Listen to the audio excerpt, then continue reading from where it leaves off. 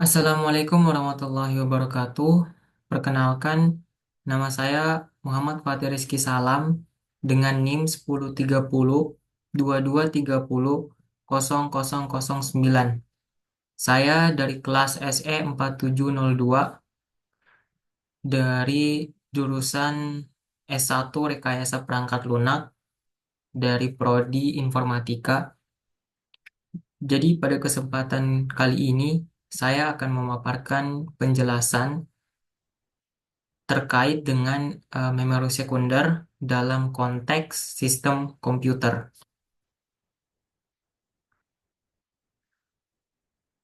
Pada kali ini saya akan menjelaskan terkait dari mata kuliah Organisasi dan Arsitektur Komputer.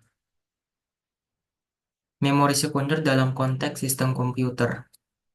Apa sih itu memori sekunder? Memori sekunder itu adalah jenis memori yang gunanya adalah untuk penyimpanan, yang digunakan untuk menyimpan data dan informasi secara permanen atau jangka panjang. Memori ini tidak bersifat volatil, artinya data yang disimpan tidak akan hilang meskipun komputer dimatikan. Jadi dalam kondisi mati, memori tidak akan hilang. Jadi memori sekunder itu berfungsi untuk menyimpan data yang tidak aktif atau sedang tidak digunakan secara langsung oleh CPU, tetapi masih penting untuk diakses nantinya.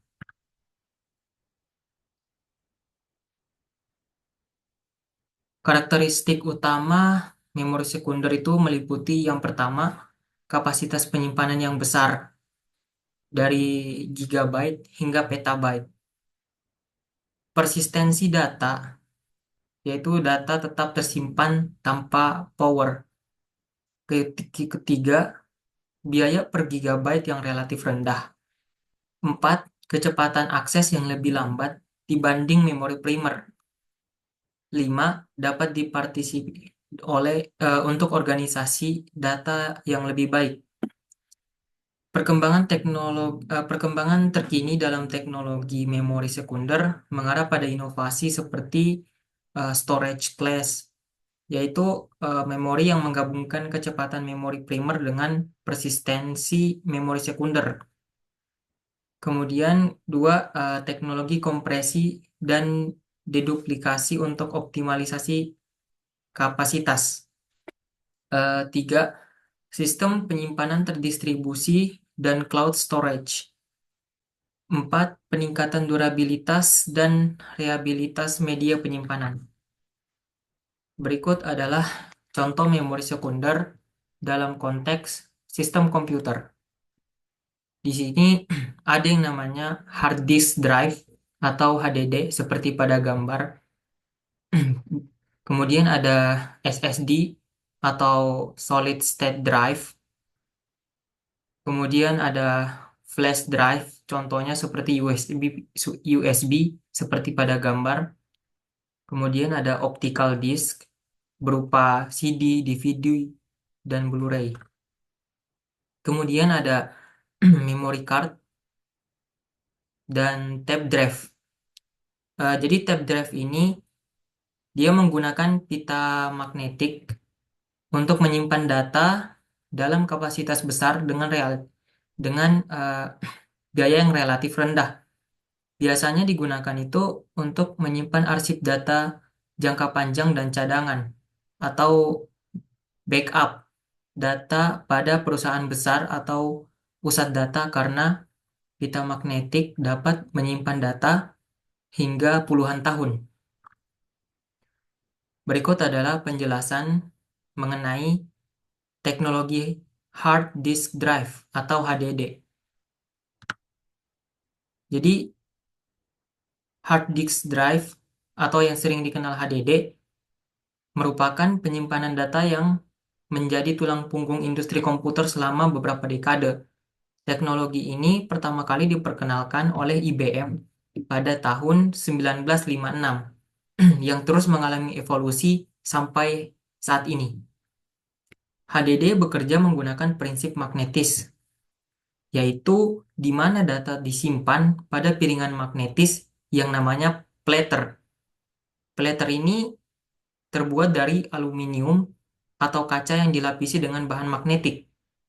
Dalam sebuah HDD, terdapat beberapa platter yang ditumpuk dan berputar pada satu poros dengan kecepatan yang sangat tinggi, yang umumnya berkisar antara 5.400 rpm atau 7.200 rpm untuk HDD desktop.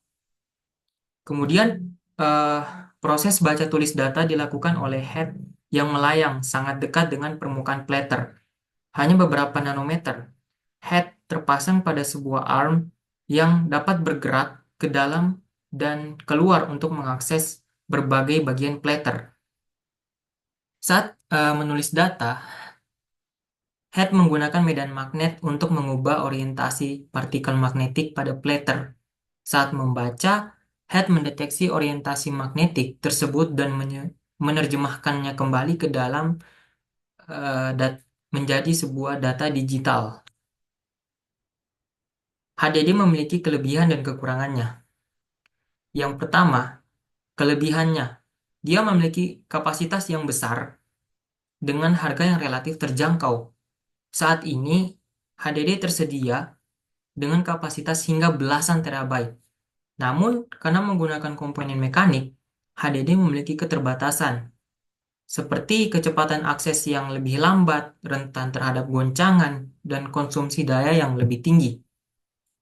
Kekurangannya, yaitu kecepatan aksesnya yang lebih lambat, karena HDD menggunakan mekanisme cakram yang berputar pada kepala baca atau tulis untuk mengakses data, di mana proses ini menciptakan jeda atau latensi dalam pengambilan data. Dengan kata lain, bahwa HDD perlu waktu tambahan untuk menemukan lokasi data yang disimpan.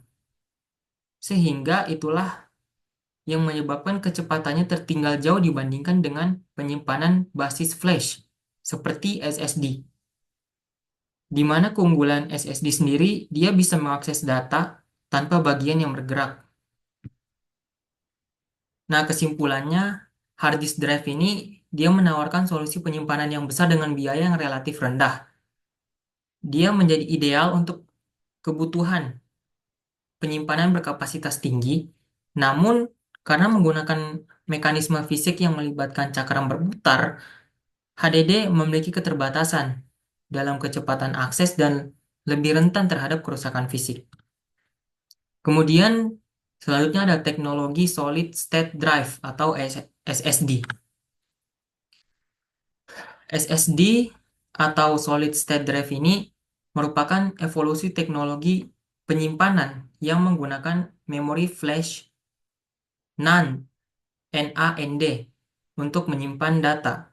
Berbeda dengan HDD, SSD ini tidak memiliki komponen mekanik yang bergerak, tapi sepenuhnya dia menggunakan sirkuit elektronik. SSD menggunakan sel-sel memori flash yang dapat menyimpan data bahkan saat tidak ada aliran listrik. Setiap sel yang menyimpan satu atau lebih bit data ada tiga jenis utama sel SSD, yaitu single level cell atau SLC yang menyimpan satu bit per sel.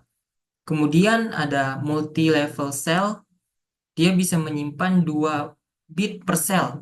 Kemudian ada triple level cell. Sesuai dengan namanya ya, dia bisa menyimpan 3 bit per sel.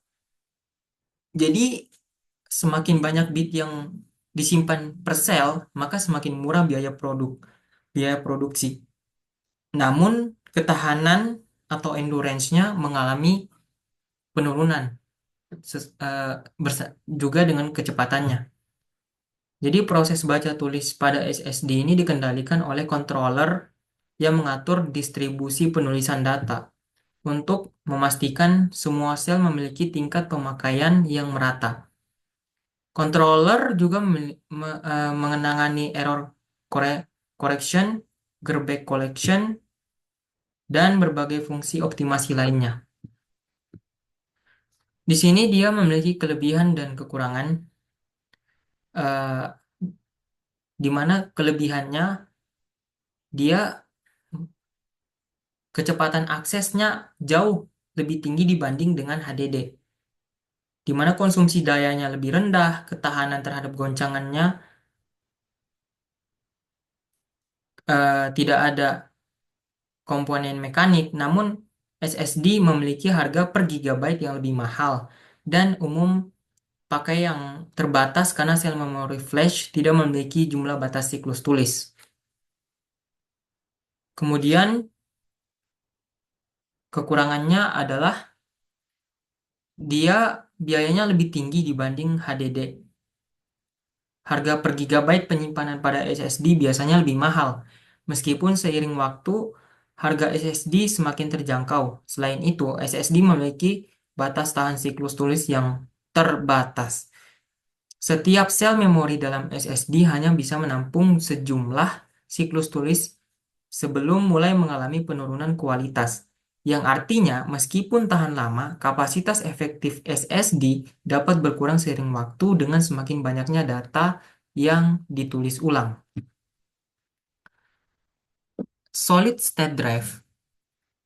Di sini adalah kesimpulannya, di mana dia merupakan pilihan terbaik untuk kecepatan akses yang tinggi tanpa bagian yang bergerak. SSD sendiri dapat mengakses dan memproses data lebih cepat dari HDD.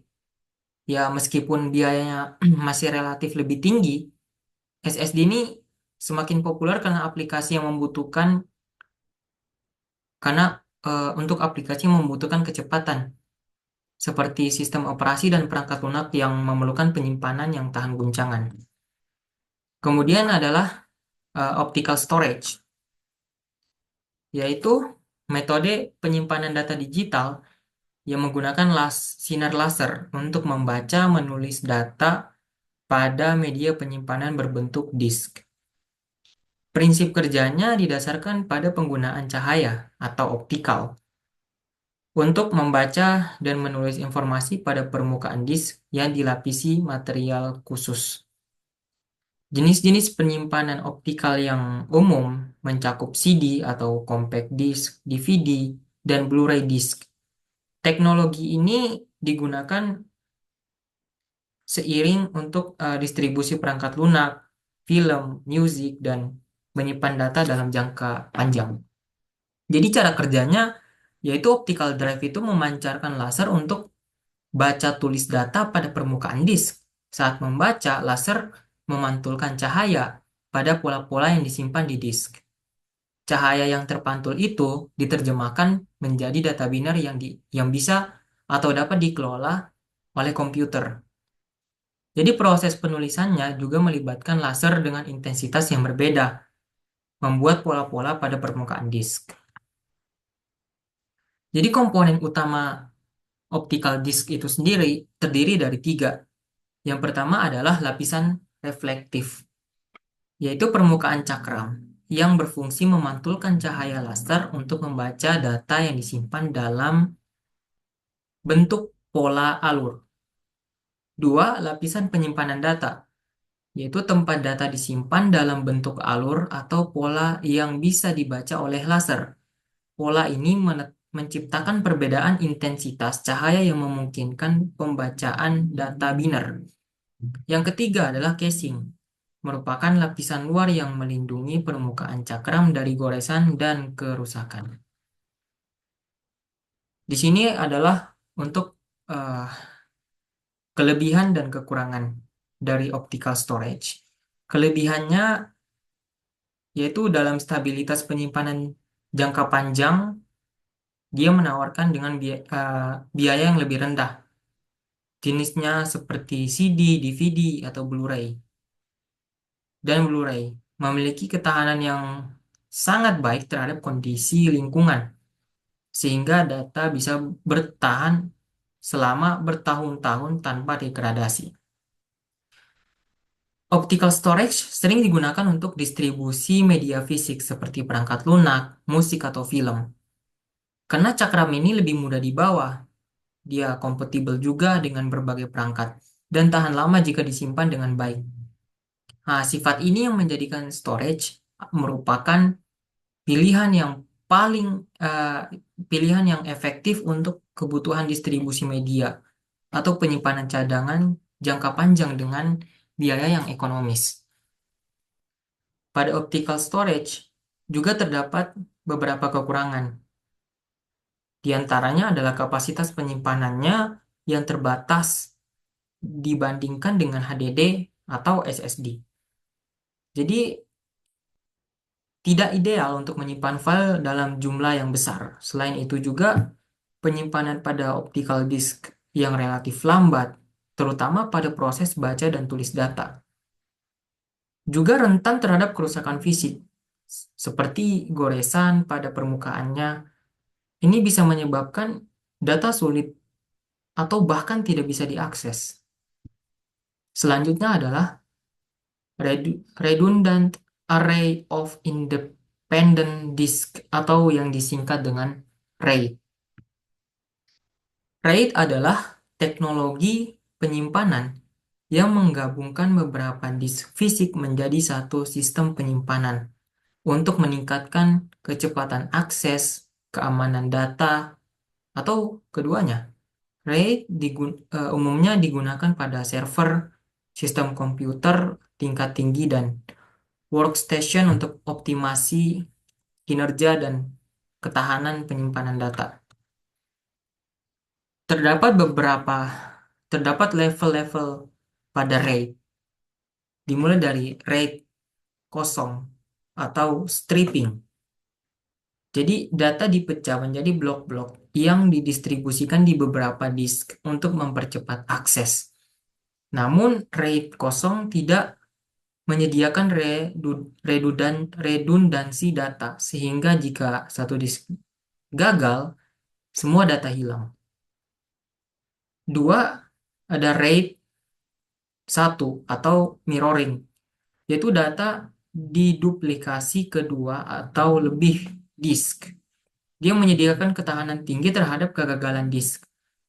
RAID 1 cocok untuk aplikasi yang perlu menggunakan keamanan data yang tinggi. Kemudian ada RAID 5 atau stripping wide parity, di mana data didistribusikan dengan tambahan data paritas yang memungkinkan sistem untuk mengatasi kegagalan satu disk. RAID 5 ini menawarkan keseimbangan antara kinerja dan keamanan. Kemudian ada RAID 6, yaitu double parity. Sama seperti RAID 5, tapi dengan dua lapisan paritas. Jadi memungkinkan dia untuk menangani kegagalan hingga dua disk. Kemudian terakhir adalah RAID 10 atau 1+0. Jadi dia mengkombinasikan RAID 1 dan 0, di mana data di mirror untuk keamanan, kemudian di stripping untuk meningkatkan kecepatan, memberikan kinerja tinggi dengan redundansi. Di sini saya mengidentifikasi terhadap kelebihan dan kelemahannya juga. Di mana kelebihannya adalah dia merupakan pilihan terbaik untuk menggabungkan kecepatan akses dan ketahanan data. RAID dia menawarkan kemampuan untuk meningkatkan kinerja penyimpanan data melalui yang namanya teknik stripping, yang membagi data menjadi blok-blok di beberapa disk. Ini tujuannya untuk mempercepat proses baca dan tulis data, terutama dalam aplikasi yang perlu performa tinggi. Selain itu, RAID menyediakan redundansi data dengan menggunakan teknik mirroring atau paritas, yaitu melindungi data dari kehilangan akibat kegagalan disk. Ini menjadikannya solusi yang sangat handal untuk lingkungan server, sistem kritikal, atau workstation yang perlu akses data cepat dan aman. Kelemahannya yaitu biaya pemasangan RAID yang relatif lebih tinggi karena memerlukan beberapa disk untuk membentuk satu array. Hal ini membuat biaya awal yang dibutuhkan untuk konfigurasi RAID menjadi lebih besar. Selain itu, RAID cukup kompleks dalam hal pemasangan dan pemeliharaan, sehingga memerlukan pemahaman teknis yang lebih mendalam. Pada RAID level tertentu, seperti RAID 5, Kegagalan itu bisa terjadi jika lebih dari satu disk mengalami kerusakan secara bersamaan yang bisa menyebabkan hilangnya data. Mungkin itulah penjelasan yang bisa saya sampaikan. Eh, Mungkin masih banyak kekurangan. Apabila ada salah kata atau perbuatan, mohon dimaafkan. Sekian dari saya, dari saya sendiri, Muhammad Fadil Rizky Salam, mengucapkan terima kasih.